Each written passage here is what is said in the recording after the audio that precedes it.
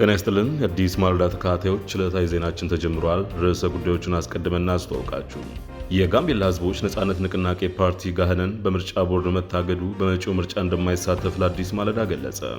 የትግራይ ክልል አጀንዳን በአዲስ አበባ ማካሄድ አካታችነት ላይና ታማኝነትን ታሳቢ ያደረገ ነው አለ ኮሚሽኑ። አክሎም እስካሁን የጦርነት አጀንዳ ያለው ሕዝብ የለም ብሏል። ሩሲያ የመካከለኛው ምስራቅ ጦርነት ብቸኛው አትራፊ መሆኗ ተመላከተ። አስቀድመን ያስተዋወቅናችሁን ጨምሮ ሌሎች ዘገባዎችን ይዘናል። አብረን እንቆይ።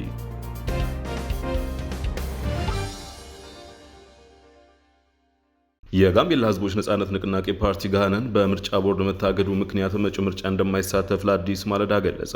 ጋህነን በግንቦት ወር የሚካሄደው ጠቅላላ ምርጫ ቦርድ ባዘጋጀው የበይነ መረብ የመመዝገቢያ ሲስተም ላይ እጩዎቹን ለማስመዝገብ በተቀመጠ የጊዜ ሰሌዳ ውስጥ አስፈላጊውን ሰነዶች አሟልቶ ቢገኝም የሲስተም ፍቃድ ወይም አክሰስ በፍጥነት ባለማግኘቱ ሁሉንም እጩዎች ማስመዝገብ ባለመቻሉ ከምርጫ ተሳትፎ መታገዱን የፓርቲው የጽህፈት ቤት ኃላፊ ኡማን ኦኬሎ ለአዲስ ማለዳ ተናግረዋል። ፓርቲው እጩዎቹን ለማስመዝገብ ጊዜ ሰሌዳው የመጨረሻ ቀን ላይ ፍቃድ አግኝቶ እጩዎችን ማስመዝገብ ቢጀምርም ሁሉንም እጩዎች ማስመዝገብ ስላልቻለ በምርጫ ቦርድ መታገዱን አስታውቋል። ፓርቲው ምርጫ ቦርድ ባስቀመጠው የጊዜ ሰሌዳ እጩዎችን ለማስመዝገብ የኦንላይን ሲስተም ፍቃድ ወይም አክሰስ ሳያገኝ መጓተቱ ብዙ ምክንያቶች ቢኖሩትም ዋናው ምክንያት ግን የፓርቲው ሊቀመንበር ከክልሉ በነበረው ግጭት ሁኔታ ጋር በተያያዘ በመታሰራቸው ምክንያት ግንኙነት መቋረጡ ነው። ፓርቲው በዚህ ቢቸገርም ምርጫ ቦርድ ያወጣው የጊዜ ሰሌዳ ሳይጠናቀቅ የሲስተም ፍቃድ ቢጠይቅም መዘግየቱን ኡማን ያስረዳሉ። መልእክቶች የሚተላለፉ የነበረው በአለቃ ስለነበረ አለቃ ሲታሰር ያለው ሁሉ መከተል የነበረብን ሂደቶች መከተል አልቻልንም እና አላወቅንም እና ሌሎች ፓርቲዎች ስማቸው የእንትን ያደርጉ ሳገኛቸው ነው እንደገና ምርጫ ቦርድ ሄጄ ምርጫ ቦርድ የሚያስፈልጉት ነገሮች ከነገሩኝ በኋላ ያን ሁሉ አሟልቻለሁ። ካሟላው በኋላ ደግሞ ሊንኩ በወቅቱ ሊከፈቱልን ናቸው። ስለዚህ ዴድላይን 10 ሰዓት ሲቀር ነው ሊንኩ የተከፈተውና ስናስገባ 2 ቀን ጨረስብን። እዚህ 2 ቀን ውስጥ እንግዲህ አልፏል ብሎ ዘግቷል። ኦማን በምርጫ ቦርድ የጊዜ ሰሌዳ መሰረት የሲስተም ፍቃድ ቢጠይቅም ምላሽ ሳያገኝ ቀርቶ መጨረሻ ላይ ግን ፓርቲው ለምርጫ እንዳይወዳደር መታገዱን በደብዳቤ ሳይሆን በቃል እንደተነገራቸው ይገልጻሉ። ምርጫ ታግዷል። ምክንያቱም እጩዎች በወቅቱ ወደሚፈለገውን ወይም አላስገቡምና ከዚህ ከዘንድሮ ምርጫ ታግዷል የሚል ውሳኔ ነው። ውሳኔው የት እንዳለ አላወቅንም። ፓርቲው ላቀረበው ቅሬታ አዲስ ማለዳ ለተከታታይ 3 ቀናት ከብሔራዊ ምርጫ ቦርድ ምላሽ ለማግኘት ያደረገችው ሙከራ ለጊዜው አልተሳካላትም።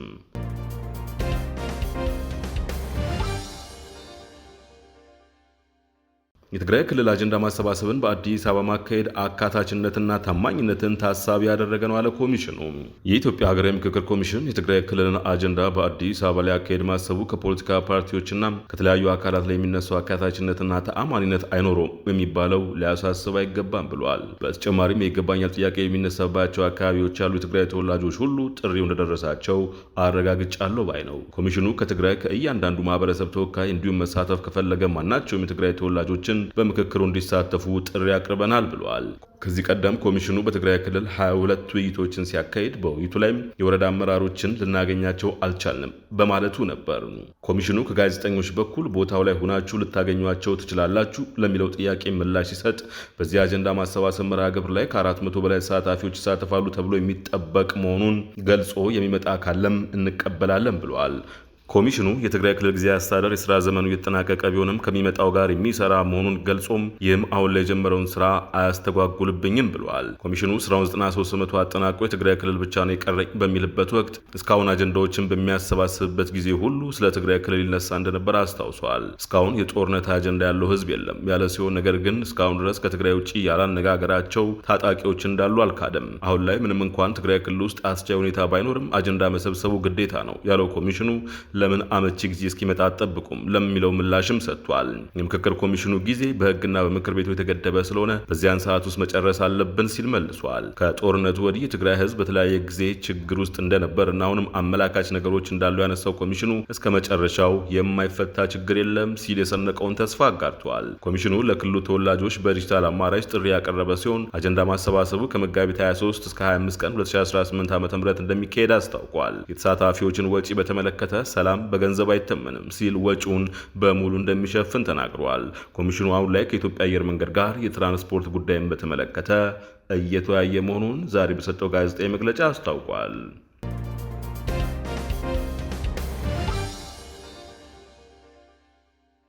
ሩሲያ የመካከለኛው ምስራቅ ጦርነት ብቸኛው አትራፊ መሆኗ ተመላከተ።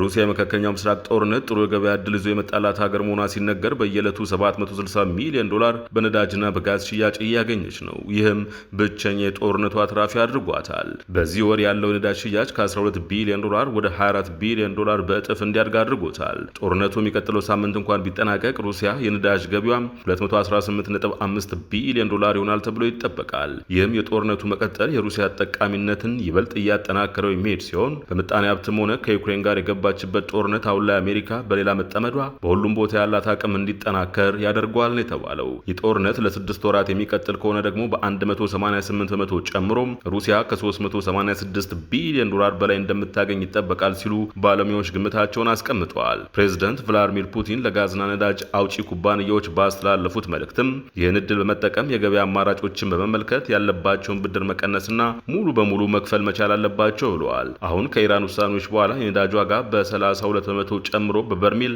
$100 በላይ የደረሰ ሲሆን የሩሲያ የነዳጅ ዋጋን በተመሳሳይ በከፍተኛ ሁኔታ ጨምሯል።